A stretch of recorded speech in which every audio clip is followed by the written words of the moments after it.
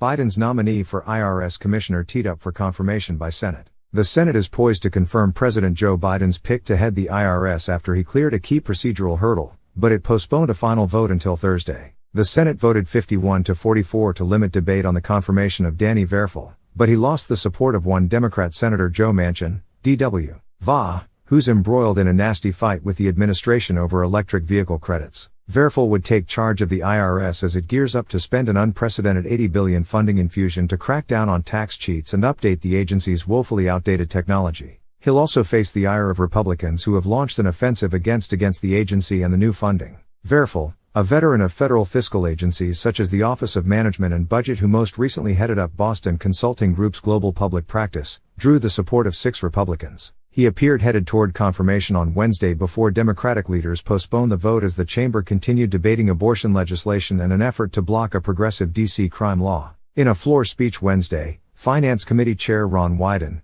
D.R. lauded Verfel's competency and professionalism, citing the nominee's experience navigating turbulent political waters as acting commissioner of the IRS in 2013 when the agency came under fire for allegedly targeting conservative groups applying for tax-exempt status. He helped right the ship and improve confidence in the IRS, Wyden said. Verfel will face pressure from Democrats to show results from the new funding by boosting audit rates on wealthy taxpayers, which have plunged in recent years, as well as improving customer service, faster processing of tax returns and refunds, and upgrades of the agency's ancient IT infrastructure and computer systems. House Republicans have also promised to haul the IRS commissioner before oversight committees to testify on leaks of taxpayer data and whether the agency will be using its new funding to pursue middle-class taxpayers and small businesses despite a pledge from Biden to not increase taxes on those making less than $400,000. Verfel seemed to have provided reassurance on at least some of those issues to the GOP members who voted for him since. Bill Cassidy of Louisiana, Susan Collins of Maine, Chuck Grassley of Iowa, Lisa Murkowski of Alaska, Tom Tillis of North Carolina and Todd Young of Indiana. Sometimes when you interview these nominees you get a sense of whether or not they have genuine plans, said Young.